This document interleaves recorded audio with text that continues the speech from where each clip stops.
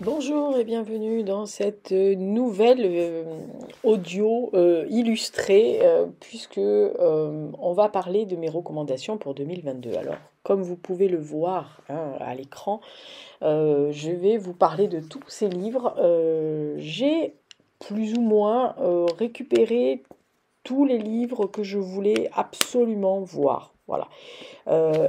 Vous montrer plus exactement, parce que quand on parle des années, à la fin de l'année, je fais des tops, etc. Mais je voulais pas du tout m'appuyer sur mes tops, hein, je vous l'ai expliqué pour les dernières fois, c'est-à-dire vraiment, je me suis dit qu'est-ce qu'il y a lu en 2022 et qu'est-ce qui était resté. Voilà, et donc c'est ces romans qui sont arrivés dans ma tête immédiatement, romans et BD. Donc il y en a un peu plus. Ça sera la dernière année parce que j'estime que 2023-2024, c'est quand même les 2 dernières années. Les tops sont accessibles hein, dans ma barre. Vous marquez top 2023 sur ma chaîne et vous allez le trouver tout de suite. Voilà. Donc si ça vous intéresse, peut-être que je continuerai à faire ça euh, l'année prochaine. J'en ferai de temps en temps par trimestre. Peut-être plus anciens. Voilà, des livres que j'ai lus, je sais pas, dans les années 80-90. Si ça vous intéresse, peut-être me dire, tiens, telle année, qu'est-ce que j'ai lu je regarde mon carnet. Et est-ce qu'il m'en reste quelque chose? Bon, certains, oui, bien sûr, mais voilà, d'autres, peut-être pas du tout. Donc écoutez, hein, on va partir sur le postulat de 2022. Alors, vous le voyez à l'écran, il y en a quand même pas mal, mais on va partir d'abord sur les BD. Alors, je vous avais parlé 2021 de la BD Africa Corps. Je vais pas y remettre une couche. Olivier Spentens, allez-y. Bah, qu'est-ce que je vous dis allez-y, c'est tout. Voilà. Africa Corps, vraiment 4 BD, 3 BD, formidables. Vraiment, et qui explique très très bien, même si c'est fictif, même si le personnage central n'est pas un vrai, mais en tous les cas, c'est vraiment très très bien fait. Deuxième BD, vraiment là, il y avait eu un coup de cœur, c'est l'accident de chasse de Landis Blair, donc de David et de David Carlson, pardon. Il faudrait quand même que je cite les deux auteurs, ça serait quand même un peu la honte si je ne les citais pas. Euh, alors, il faut dire que donc ce David Carlson et ce Landis Blair ont imaginé une BD assez originale. Si je me souviens bien, c'est un petit garçon qui s'appelle Charlie, qui vit seul avec son papa depuis la mort de sa maman. Et en fait, son papa est aveugle. Et donc Charlie est en fait ses yeux, si on veut, au quotidien. Lui, c'est un grand romancier, un grand admirateur de poésie. Il reçoit malheureusement beaucoup de lettres de refus, donc voilà. Et lui, Charlie, en fait, il veut vivre sa vie avec ses deux potes et ces deux-là lui proposent de cambrioler une maison pour un peu épater le caïd du coin. Et même s'il y va à reculons, ils vont utiliser la voiture et donc les flics vont débarquer rapidement pour l'arrêter. Et donc à partir de ce moment-là, en fait, on apprend la vérité sur la cécité de son père, sur tout le passé, et tout part un peu en vrille puisqu'il y a des non-dits, des secrets, et cette relation père-fils dans le Chicago des années 50-60. Vraiment, ce que j'en retiens, moi, c'est que c'est vraiment un bijou. Graphiquement, visuellement parlant, c'est vraiment très beau. C'est des noirs, gris, noir et blanc et gris. Il y a des pages uniformes pour évoquer la cécité du père. Il y a des traits pour la neige. La texture du papier est magnifique. Enfin bref, c'est juste beau. Voilà.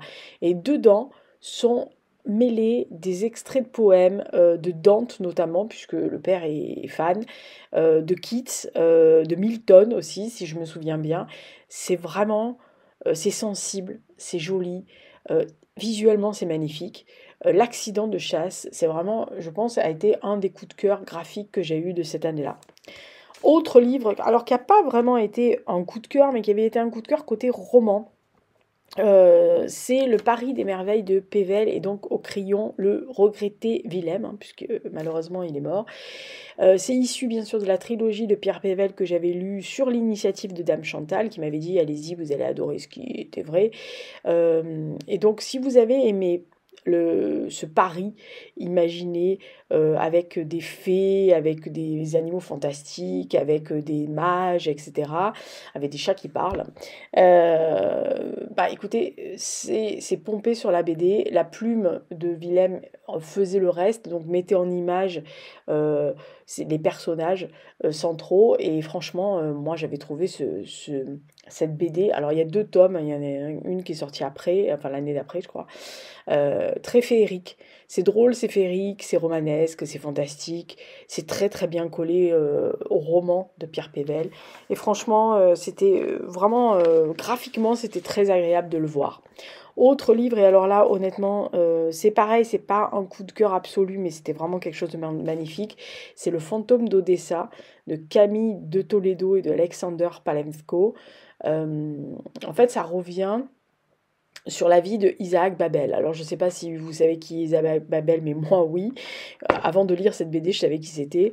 C'est un des défenseurs du communisme, en fait, celui des débuts, hein, voilà, et qui va être pris dans le tourbillon stalinien et qui va voir sa vie supprimée en 1940 après des semaines de torture. Et en fait, dans cette BD, on assiste à la découverte de la dernière lettre de Babel qu'il a écrite à sa fille Natacha, enfin, qui s'appelle maintenant Nathalie et qui vit à Paris, euh, qui était partie avec sa maman à la fin des années 20, je crois, enfin en tout cas, oui, à la fin des années 20, ils étaient partis, qui dans la cellule de la Lubyanka, entre deux interrogatoires très musclés, va revenir en fait sur son passé et elle va expliquer. Alors tout est dans les tons de noir, blanc, rouge et fauve.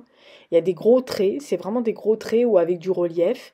Moi, j'avais trouvé cette BD émouvante, touchante, instructive pour ceux qui ne savent pas qui est Isaac Babel.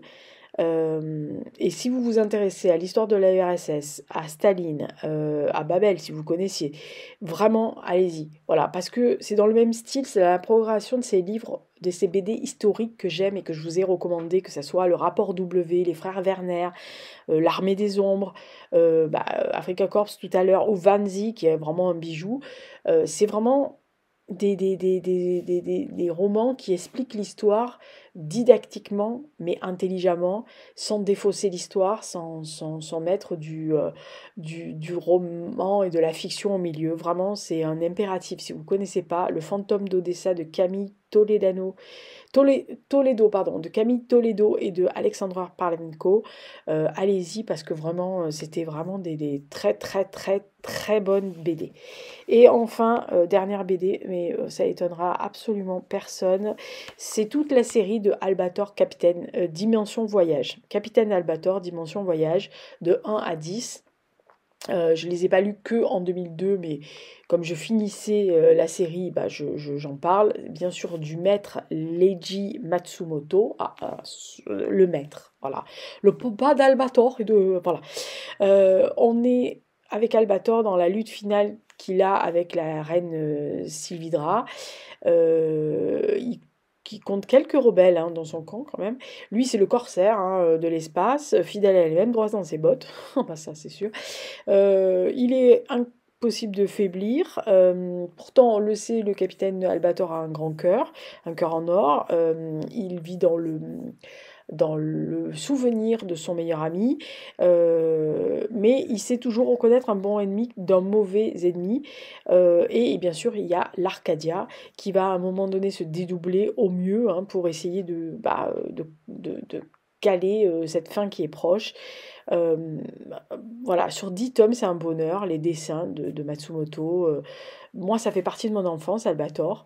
Pour moi, il navigue toujours aux confins de la galaxie pour sauver l'humanité. Voilà. Donc vraiment, c'était un bonheur absolu que de lire ces 10 tomes de manga, puisqu'en fait, je rappelle qu'on lit donc de droite à gauche. Donc c'est une autre façon de lire un livre, puisque évidemment, vous ne lisez pas les planches de la même façon, il y a un ordre à lire de planches, et franchement, c'est un bonheur. Voilà, les dessins, l'histoire, les personnages. Non, mais c'est Albator, quoi, c'est tout. Voilà, et puis en plus, par The the maître, donc le papa de Albator, donc Leiji Matsumoto, c'est un bonheur. Voilà. Donc ça, c'était les BD. Alors attention, on attaque les romans. Alors les romans, je les ai attaqués. euh, euh, Moi, je vais vous en parler par ordre de lecture. Je pense que dans le visuel, je vous ai mis par ordre plus ou moins de ce que j'ai aimé. Du plus aimé au moins, enfin au moins aimé, tout est relatif, vu qu'ils sont là, c'est que je les ai aimés, mais voilà, j'ai essayé de les classer pour vous, visuellement, pour vos wishlists, dans ceux, vous dire, ah celle-là, elle l'a mis en premier, donc ça veut dire que c'est celui qu'elle préfère, ou en tous les cas des préférés, mais moi je les ai classés dans ordre de lecture. Alors le premier qui m'est venu à l'esprit tout de suite, c'est Le Dieu des petits riens de Arundhati Roy. C'est un curieux roman en fait. On est en Inde, on suit des faux jumeaux dans une famille assez décomposée. Leur mère est divorcée sans statut réel dans cette caste qui, c'est un peu étrange de faire ça. Ils ont une petite cousine qui est morte à 8 ans. Il y a un intouchable qui est amoureux de leur mère. Et vraiment, ça a une plongée dans l'Inde, dans l'Inde cultivée, l'Inde britannique, mais aussi dans l'Inde de cette multiple facette très codifiée, où les us et coutumes peuvent vraiment ruiner la vie et la réputation de quelqu'un à jamais. Et nous, on suit Raël et Esta, si je me souviens bien, qui vont être victimes de ce système vraiment féodal, en fait, de la condition des femmes, de la tradition, de la complicité, de l'amour, alors filial et pas, etc., mais aussi de tout ce qui est lâcheté, en fait. Alors ça s'en mêle, ça se démêle, ça se remêle, c'est à l'image de ce que nous, on imagine l'Inde, euh, entre la cruauté pour les intouchables, la corruption, mais tout ça écrit d'une façon poétique. C'est dur, mais c'est très léger à lire, c'est drôle, mais c'est cynique, c'est coloré bordélique, mais c'est sombre aussi. Vraiment, moi j'avais trouvé que c'était un curieux roman, mais un roman très agréable. On me l'avait recommandé, au début j'étais pas tout à sûre de le lire, on me l'avait même offert. Et, et franchement, c'était une très très bonne lecture, donc c'est vraiment très très agréable de lire ce genre de choses.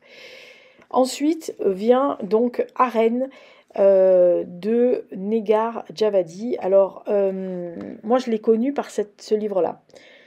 J'ai lu après ces deux autres livres, mais j'ai connu Javadi avec ce livre-là. On est à Paris et en fait, c'est le destin qui va bouleverser la vie de plusieurs personnes. On est en fait après le vol d'un portable ultra connecté et très précieux parce qu'il y a des données à l'intérieur importantes. Il y a une capture de vidéo d'un geste de policier sur un quai qui va être très mal interprété. La vente de la dite vidéo qui va être diffusée sur les réseaux sociaux, qui va donc en fait tout ça a un lien avec la mort de ce jeune Issa qui va emballer la machine médiatique. Voilà. Donc vous avez l'IGPN qui déboule, un migrant qui est hébergé, qui se sent à l'étroit, et Paris. Paris qui est là, en gros, un des personnages. Qui, la jour, le nuit, la vie des quartiers est, la pauvreté, la débrouille, le laisser-aller, l'abandon des cités, les travailleurs invisibles. Et en fait, elle dresse, dans Negar Javadi, dans ce livre-là, euh, un portrait assez acide de la société actuelle, avec des petits arrangements pour éviter de trop penser à cette vie abrutissante quelquefois, qui a vraisemblablement déstructuré certaines personnes. Hein. Quand on en parle avec des personnes qui sont du métier, il y a beaucoup de gens, pendant le confinement et pendant les deux confinements de la période Covid, ont véritablement été confrontés à eux-mêmes, alors qu'ils s'abrutissaient en gros avec plein de choses, plein de sorties, plein de trucs, plein de machins. Euh, c'est un roman qui est choral, en fait, qui parle de politique, qui parle de politique, policière, qui parle des réseaux sociaux, des médias, de la pauvreté, d'une relation, alors des relations amoureuses, filiales, et puis des habitudes, des choses qu'on n'a pas assumées, qu'on a mal digérées. C'est vraiment un roman qui m'avait percuté, qui peut dérouté dans sa construction aussi. Mais qui peut perdre le lecteur aussi, hein, je pense. Mais moi, j'avais beaucoup aimé parce que j'étais ressortie un peu secouée de ce roman-là. Et je me souviens d'avoir passé une grande partie du roman à me poser des questions, à m'interroger, à me dire putain, qu'est-ce que tu aurais fait là et qu'est-ce que tu aurais. Voilà. Et ça, j'aime quand il y a un roman comme ça, de faire penser le lecteur, quoi, de pas lui filer un truc clé en main. Alors peut-être que c'est aussi dans ma façon d'écrire moi-même mes romans, c'est peut-être comme ça que je le fais aussi. Mais moi j'aime pas qu'on me donne tout clé en main, qu'on m'explique tout, etc. J'aime bien de temps en temps me dire, ah putain, pourquoi il a fait ça l'autre? Voilà. Et pas trouver de ligne après. Ah bah oui, alors j'ai fait ça parce que j'avais pas mis bien la cuillère. Non, mais on s'en fout, tu imagines, c'est voilà. Donc franchement, Negar Javadi, à Rennes, très très très bon roman et ça m'avait fait vraiment beaucoup de bien de réfléchir. Autre roman que j'ai vu tout de suite, mais quand je vais dire le nom de l'auteur, ça va pas vous... Oh bah non, ça va pas vous... Bah non, pas du tout, bien sûr. Antoine Choplin. Nord-Est, pardon. Alors, euh, on va suivre 4 personnes. C'est assez banal en fait. On va suivre 4 personnes dans un pays qu'on n'arrive pas à déterminer, qui vont partir un jour d'un camp pour atteindre les plaines du Nord-Est. Ils vont croiser en chemin d'autres personnages, tous qui veulent les suivre pour des raisons diamétralement opposées. Il y a celui qui va écrire des poèmes, l'autre qui dit pas un mot. Vous avez celui qui veut répertorier toutes les traces de culture ancienne qu'on trouve sur le chemin. Vous avez celui qui suit, celui qui découvre, celui qui mène le groupe. Et ce petit groupe, il part comme ça, il fait son chemin. Il lutte contre la nature, contre l'environnement, contre les volontés, les mauvaises volontés. Et Antoine Choplin, en fait, ben, comme d'habitude, hein, c'est un roman qui est à la fois dystopique, mais contemporain, qui parle d'exode, qui parle de camp, qui parle de mémoire, qui parle de futur, de la trace que l'homme, avec un grand H, laisse au fil du temps. Euh, je pense que c'est comme un long poème initiatique, ce roman-là, Nord-Est. Et franchement, avec l'écriture d'Antoine Choplin, que vous savez que j'adore, euh, j'avais été scotchée encore. Vraiment. Enfin, moi, Choplin, ça fait partie des auteurs que j'ai découverts. Et merci à La Fosse aux Ours de l'avoir édité. Même si maintenant il est chez Bucher-Chastel. Mais franchement, c'est un remarquable écrivain qui en très peu de mots, c'est très court Nord-Est, mais il arrive à à vous faire passer des sentiments, ce type magnifique.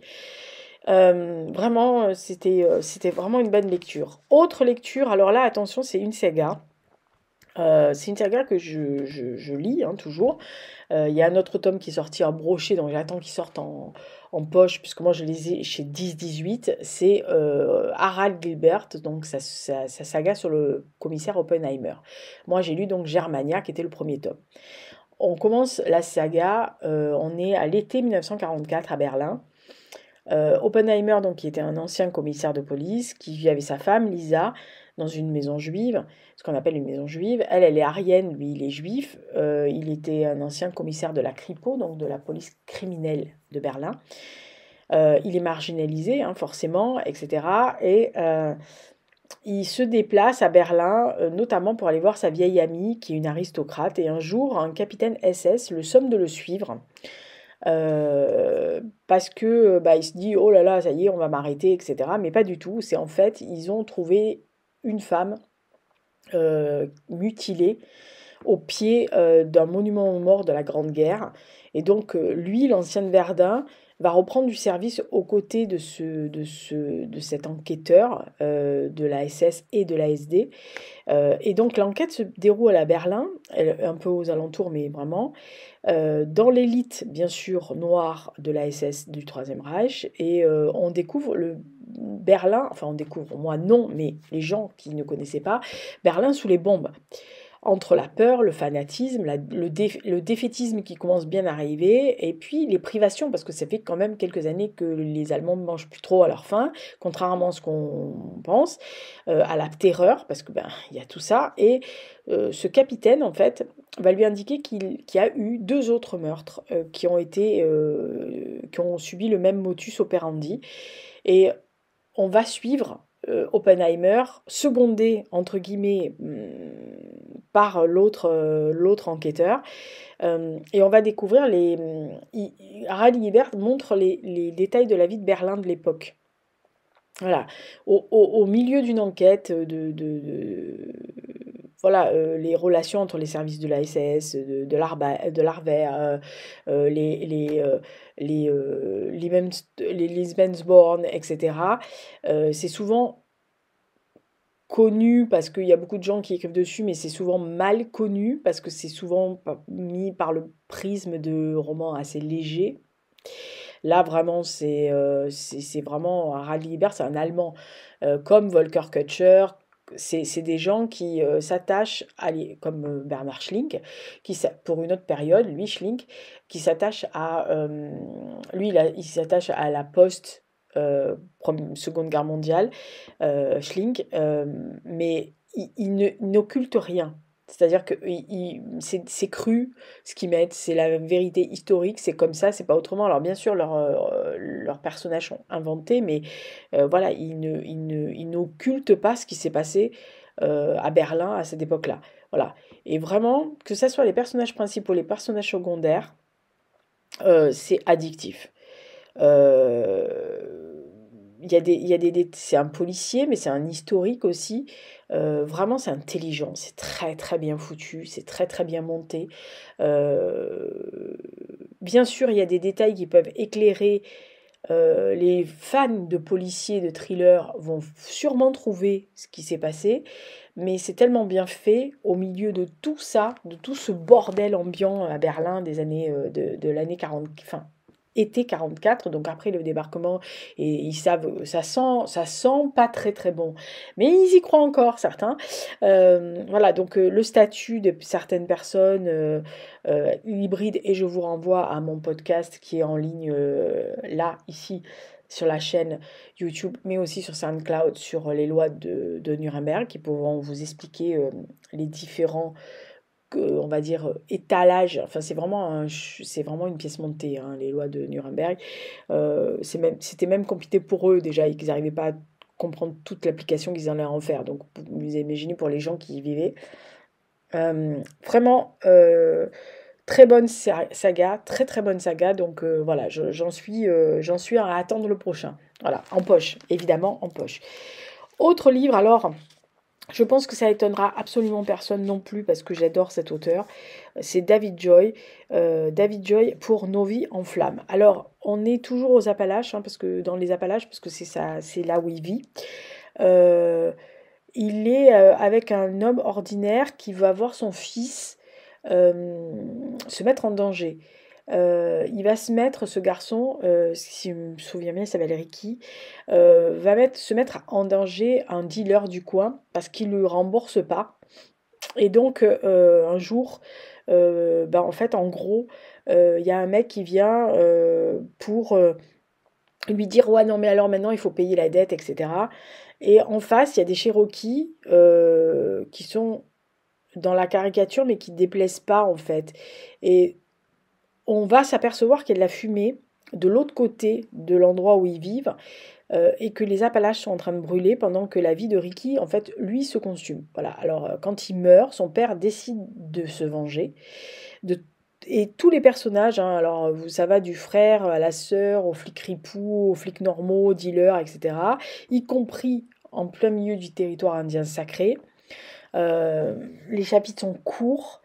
C'est très profond, c'est très noir, très très noir, très trouble. L'écriture de David Joy, c'est du scalpel, hein, on est bien d'accord. Parce qu'en fait, d'un côté, il a cette plume incroyable, c'est-à-dire que d'un côté, il, euh, il découpe au scalpel la société américaine, les travers, de la société, les ravages de la drogue, du trafic, les corruptions à tous les étages. Et de l'autre, il décrit avec la légèreté d'une pétale les forêts, les terres, les lieux d'habitation, ses Appalaches, son coin à lui de Caroline du Nord. Et c'est vraiment, il montre une Amérique désœuvrée, euh, avec tous les problèmes qui sont liés, là en l'occurrence, les médicaments qui sont prônés par les gouvernements successifs, et notamment ces antidouleurs qui ont fait des ravages avec des addictions absolument incroyables. La non prise en charge de tous les problèmes. En gros, tu te démerdes, on laisse les parents, les trucs, les gens se démerder comme ils peuvent, mais on leur impose des trucs. On sent que la violence est là, qu'elle est au bord de l'implosion. Euh, Javi Joy, c'est de l'intime. Souvent des personnages qui sont dépassés par les événements, par les coups de la vie, euh, mais qui sont brutalement jetés, quoi, comme ça. Et vraiment, c'est chirurgical, David Joy, et j'en suis sortie, comme d'habitude avec David Joy, avec le cœur serré à tous les étages. Voilà, vraiment. Donc, David Joy, Nos vies en flammes, oh là là, mais allez-y, vous pouvez y courir. Le suivant, le suivant, euh, c'est Les vainqueurs de Roy Jacobsen. Alors, on va suivre. En fait, moi, j'ai trouvé que la première partie était véritablement envoûtante. De cette petite fille, Martha, qui vit dans une famille peu fortunée, qui est dans la campagne norvégienne. C'est pas facile tous les jours, mais la vie de famille est légère, elle est joyeuse. Et au-delà de ça, en fait, on suit saison après saison, enfin la pêche après et récolte très maigre. Et le temps passe entre espoir et désespoir, quelquefois. Après, on va envoyer les enfants à la ville pour qu'ils aient une vie meilleure, une vie moins difficile. Et Martha, qu'on va suivre, donc arrivée à la ville, elle comprend pas en fait. Euh, et, et elle est là et elle sait pas ce qu'elle représente en fait. Et même si la vie ne parvient pas toujours à s'en sortir, en fait, on voit la banalité du quotidien de l'époque. Euh, on assiste à l'éveil d'un pays, de prise de conscience, de l'économie aussi qui commence à bouger. Et même s'il y a des nouveaux espoirs, des nouveaux buts, des nouveaux projets, c'est pas facile. Comme dans la vie, on tombe, on se remonte, enfin on remonte en selle, on essaie, on persiste, on gagne ou on gagne pas. Et, euh, et là, dans la première partie, Jacobsen vraiment saisit des instantanés entre tristesse et tout petit bonheur. Voilà. Et dans la deuxième partie, en fait, c'est carrément un autre monde. C'est-à-dire que Martha est à Oslo, elle est domestique, et on, on parle de l'ambiguïté de la guerre en Norvège, dans la Seconde Guerre mondiale, entre collaboration et résistance, entre occupation et impuissance, et le poids de l'histoire dans les vies quotidiennes.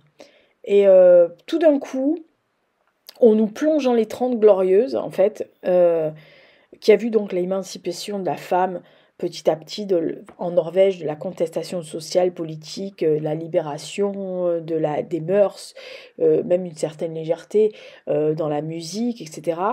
Et de cette deuxième partie, j'ai trouvé que c'était sociologiquement très intéressant. Et on va découvrir le fils de Martha, qui lui hérite évidemment des échecs du passé, des blessures de la famille.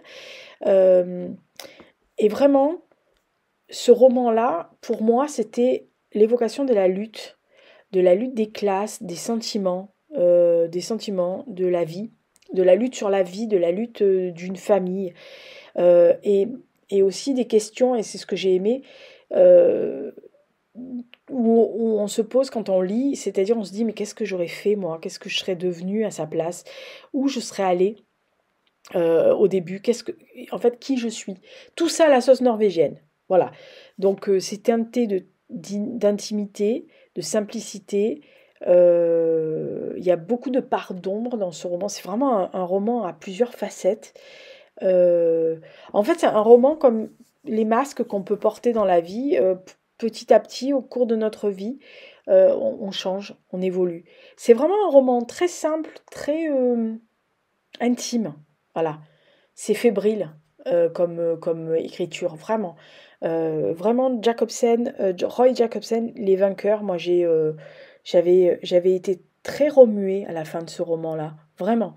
Et j'avais trouvé ça intimement beau, ce qui est quand même c'est rare d'avoir ce genre de roman-là, mais vraiment c'est très agréable. Autre roman, Gilles Marchand, Le Soldat désaccordé. Alors je sais qu'il a gagné énormément de prix, on va peut-être pas y revenir partout.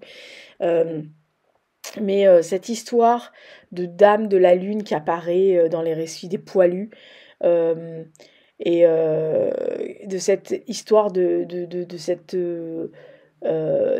cet homme qui va être chargé par une mère de retrouver son fils disparu. Euh, et j'ai trouvé euh, la relation entre Lucie et Émilie très très belle. Parce que Émile et Lucie, pardon, et Émile s'aimaient en fait follement, et en fait elle est alsacienne, d'une basse extraction, contrairement à la mère de ce garçon, et elles vont s'entendre quand même. Et ces deux femmes, en fait, vont essayer de trouver cette chose-là. Et en fait, c'est un roman qui est plein de poésie, en fait, et qui s'intéresse au vague à l'âme de cette génération qui a été sacrifiée, à tous ces amours malheureux de ces jeunes gens qui s'étaient promis plein de choses avant et qui ont été broyés. Alors les garçons dans les tranchées, sur le front, et les filles à l'arrière qui se sont retrouvées sans fiancé, jeunes veuves, euh, enceintes, mais pas mariées, parce que bah, ils partent à la guerre, ils pensaient qu'il y avait une première permission, que ça allait se finir vite, qu'ils allaient l'épouser à Noël, hein. Tout le monde était persuadé de revenir à Noël. Euh, et tout ça au milieu de ce... Alors le titre donne hein, une indice, hein, je veux dire le soldat désaccordé, ça donne un indice énorme sur le final. Honnêtement, moi je l'ai vu arriver le final, mais j'ai trouvé ce livre d'une classe folle. Euh, je trouve que c'est l'un des plus jolis livres de 2022, vraiment. Au point de vue écriture, au point de vue de l'histoire, au point de vue de la beauté du texte poétique. Euh, c'est quelquefois, on dit souvent que quelques mots d'un poème ou d'une chanson, ça en dit plus long que 26 discours. Ben, c'est exactement le cas qui est là. Voilà, vraiment. Et si vous l'avez pas lu, il est sorti en poche, hein, donc si vous l'avez pas lu, Gilles Marchand, Le Soldat désaccordé, je pense que vous allez vraiment beaucoup, beaucoup, beaucoup aimer. Et ce qui avait été forcément vraiment mon cas, donc n'hésitez pas.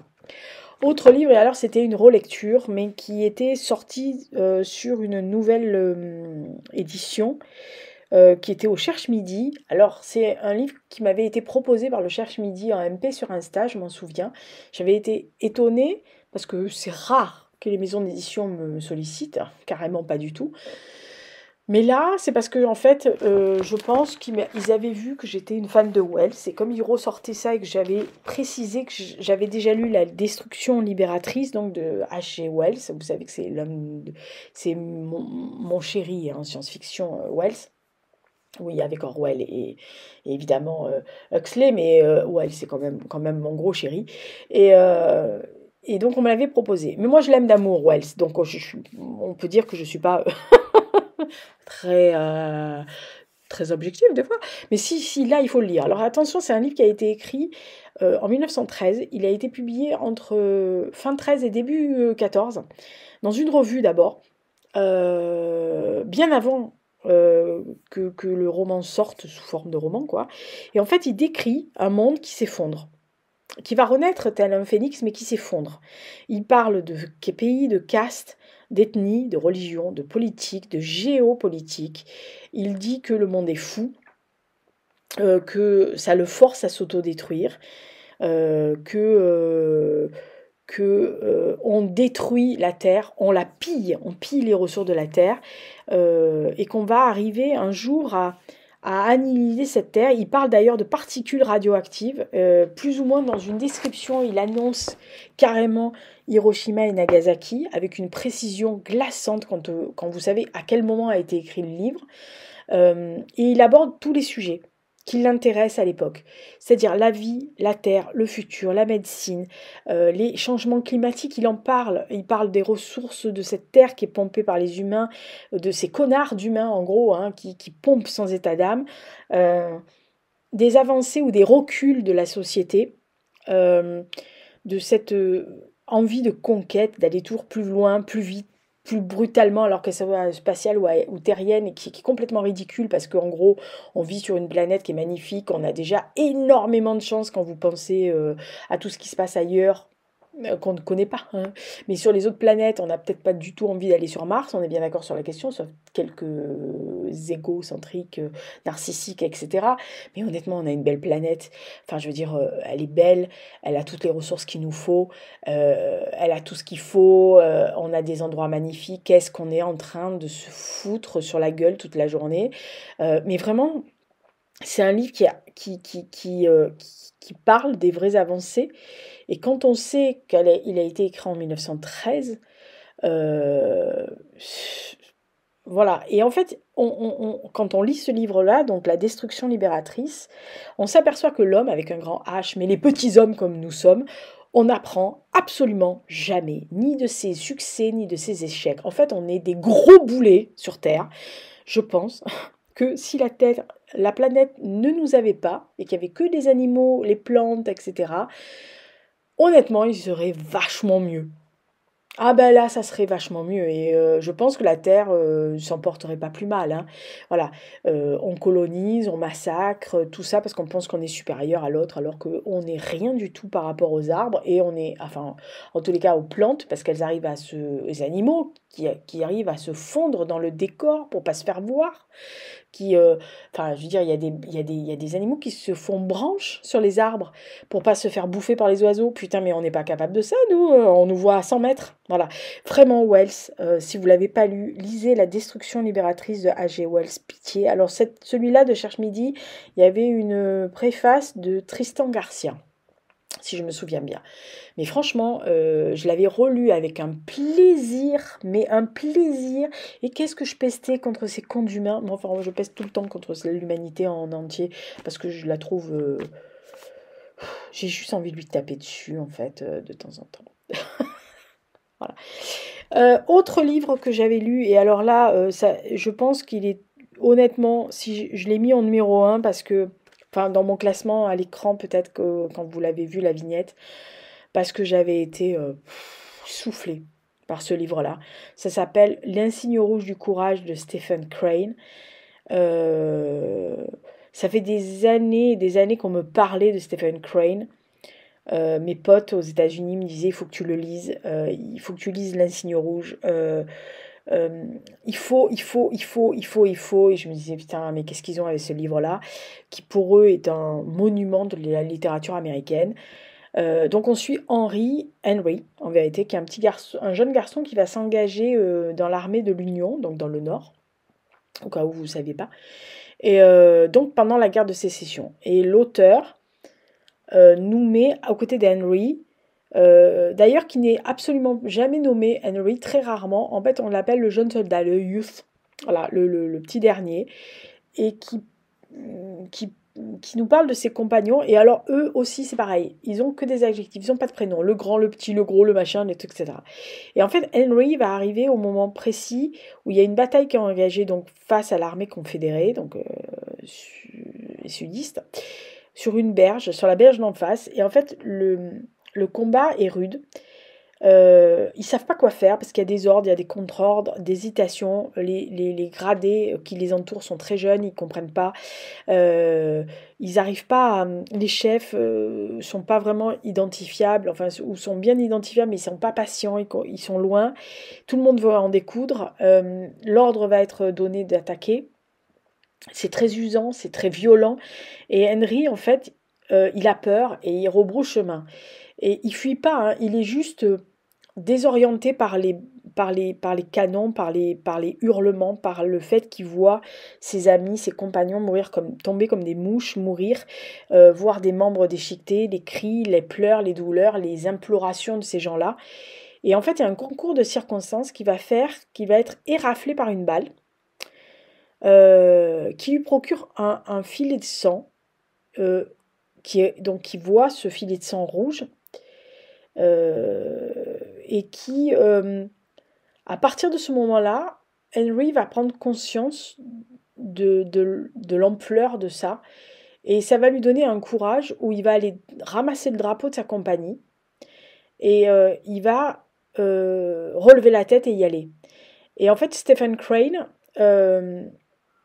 explique dans un roman qui est extrêmement détaillé, très très détaillé, il nous plonge dans cette bataille, dans les enjeux de cette jeune nation, hein, parce que je rappelle que c'était une toute jeune nation quand elle a commencé à se déchirer, à s'auto-déchirer en fait, entre deux camps qui ont toujours pas réglé certains problèmes, on est bien d'accord sur la question.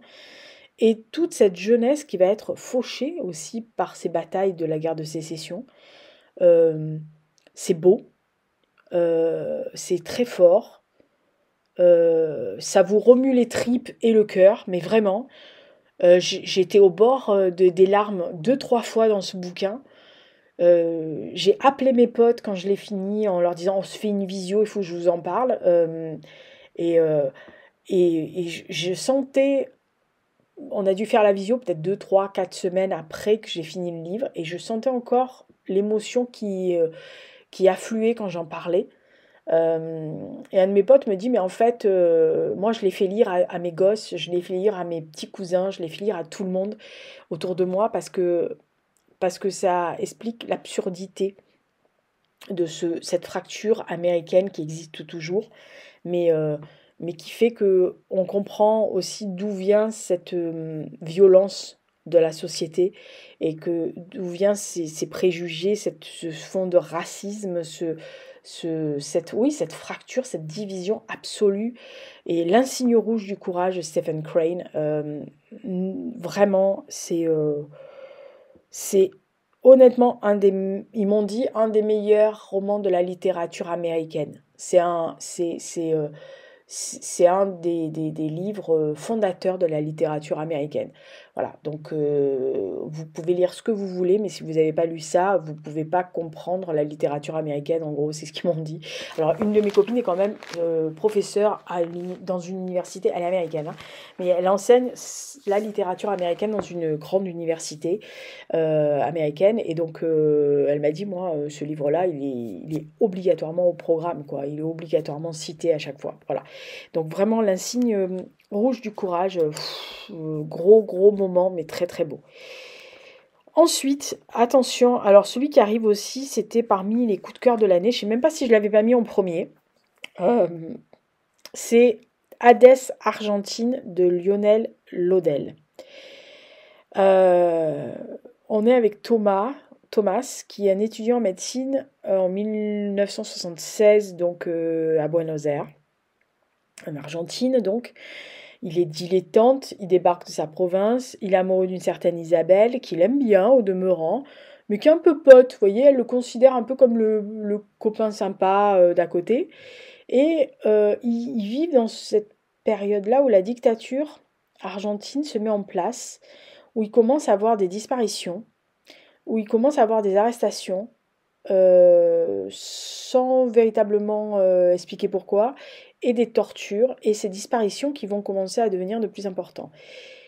Et l'autre, on va dire, l'autre Thomas que l'on rencontre, c'est un Thomas qui s'appelle Thomas Shore, qui vit en 86 aux États-Unis, qui est marié, qui est traducteur, qui un jour va recevoir l'appel téléphonique de la mère de Isabelle, et qui va décider de revenir en Argentine pour la voir. Son mariage bat de l'aile, et quand il va débarquer en Argentine, son passé va lui sauter à la gorge. Les fantômes, et bien sûr Isabelle, la rebelle, son premier amour, et en fait, on comprend très vite que c'est son seul et grand amour.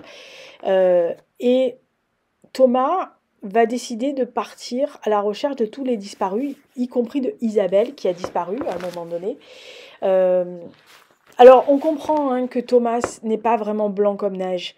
On comprend qu'il a joué, alors bêtement par amour, aveuglé par amour, un jeu assez dangereux à l'époque.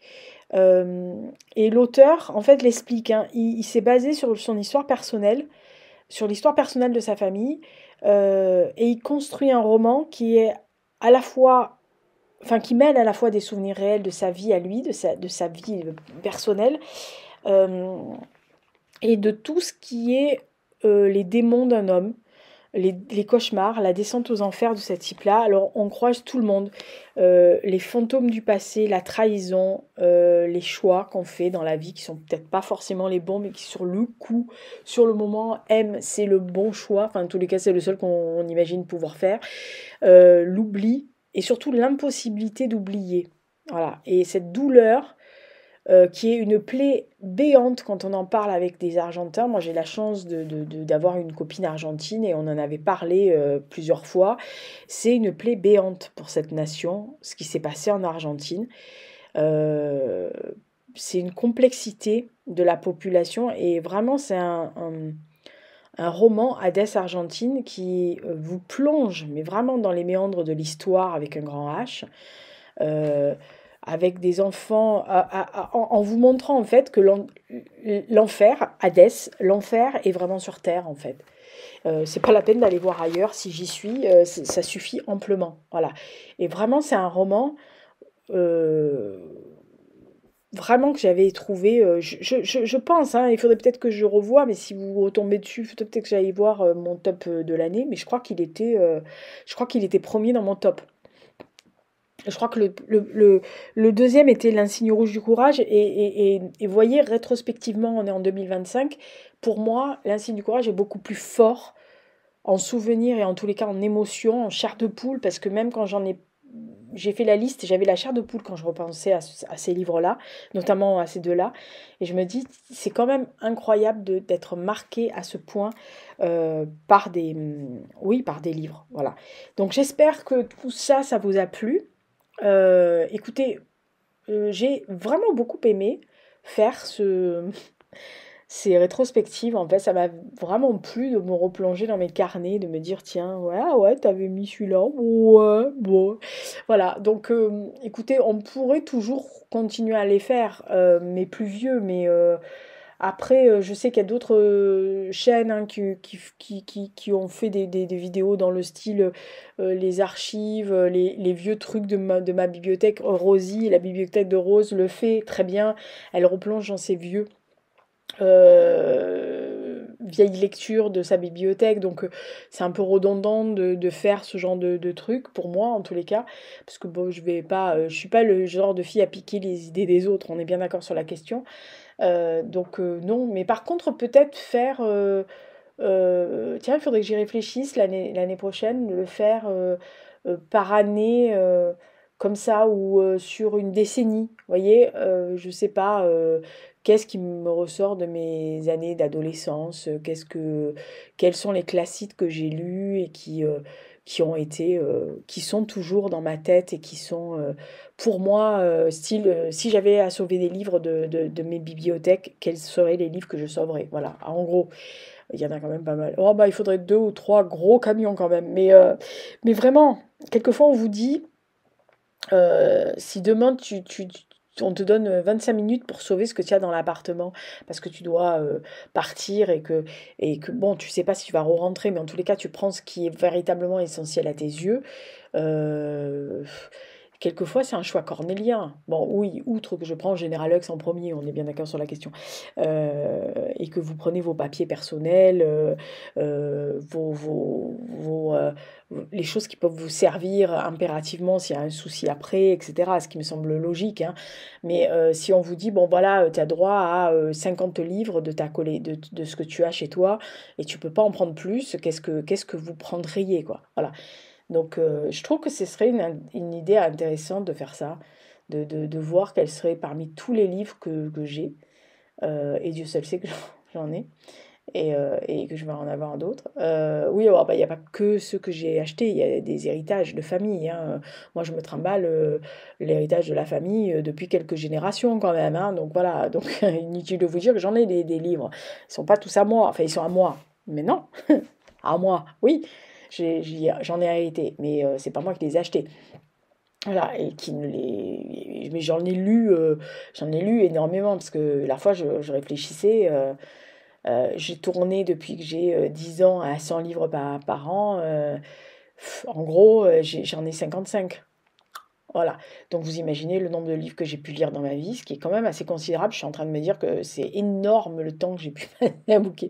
Mais c'est vrai que euh, la dernière fois, en discutant dans un webinar auquel j'étais invitée, je disais qu'en fait, j'ai, dans ma période entre mes 10 ans et mes, on va dire 30, j'ai littéralement englouti des bouquins. C'est-à-dire que je lisais 3-4 livres par semaine, je lisais tout le temps, j'avais une capacité de lire très vite, peut-être chose que j'ai peut-être perdue. Mais je lisais très vite, j'étais avide de lire tout ce qui me tombait sous la main, parce que je me disais, oh là là, mais tu vas pas avoir assez de temps de lire tous ces classiques que tu as, tout ce qu'il faut lire pour l'école, tout ce qu'on te dit qu'il faut lire. Puis en plus, j'avais cette passion pour l'histoire qui m'est tombée dessus, donc tout ce que je voulais englober sur mes périodes préférées. Enfin, je veux dire, vraiment, je pense. Une fois, j'en avais parlé avec ma mère me disait, entre écrire et lire, tu faisais que ça. Prendre des photos. Ma mère, un jour, elle m'a dit, de tes 7 ans, à part prendre des photos, écrire et lire, tu faisais que ça. Tu as fait du dessin, mais tu faisais ça en dilettante, comme ça. Mais bon, je faisais de la danse, mais je pense avoir arrêté toutes mes activités annexes euh, pendant au moins, je sais pas, de mes 7 ans à mes 20 ans, uniquement parce que je voulais lire tout ce qui me tombait sous la main. Voilà. Et tant mieux. Voilà, tant mieux. Mais oui, c'est vrai que ça serait une bonne idée de savoir quels seraient les livres qui, pour moi, sont essentiels. Voilà. Qui, pour moi, alors, je dis pas que les autres, je les jetterai. Je crois que je vais je queenerai de malheur si on me les enlevait, mes livres. Mais moi, je suis comme idée fixe, hein. Vous m'enlevez un livre, c'est comme quand il voit un arbre tomber. Enfin, remarquez, quand je vois un arbre qu'on coupe, moi, j'en suis malade, hein. Donc, voilà. Mais c'est pareil. C'est vraiment, je serais très, très malheureuse. Moi, jeter des livres, je peux pas imaginer. Donner des livres, oui.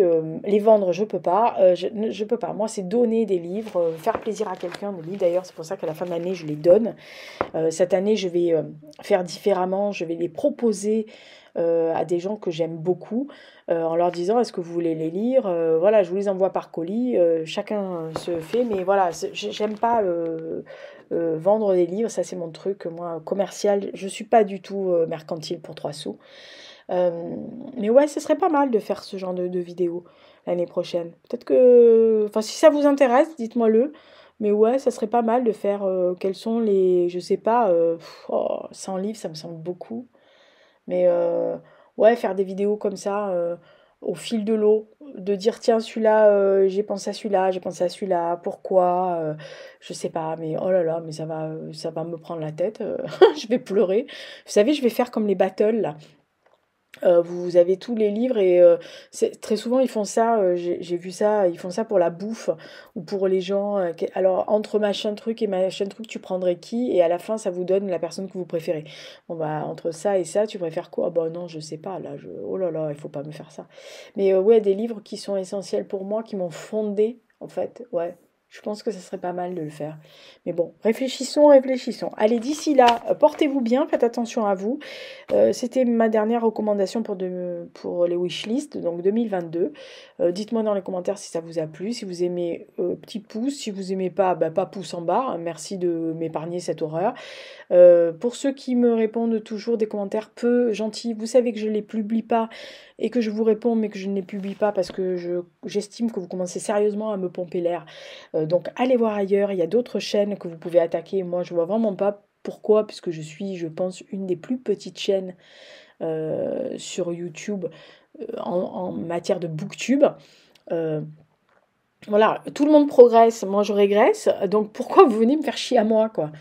Je ne comprends pas. Allez emmerder les autres, hein, parce que ils ont plus de vues et ils ont plus de livres modernes. Peut-être que c'est parce que je vous fais pas des livres lambda, mainstream, et donc, ou des livres qui sont hors compétition, des livres qui sont plus intelligents. Peut-être que ce que je lis, c'est pas assez bien pour vous, mais bah, allez ailleurs.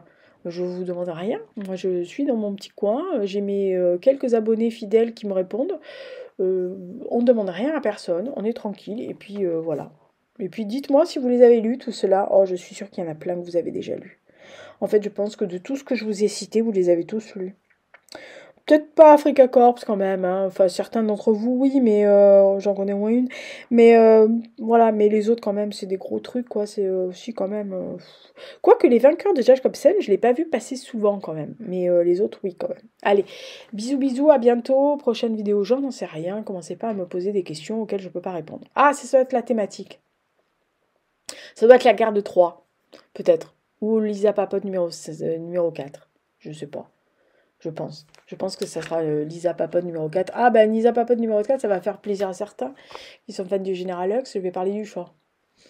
Alors super, voilà, une vidéo que pour le chat. C'est bien. Ça, ah bah ça va attirer tous les fans de chat. Allez, ciao, à la prochaine. Bisous.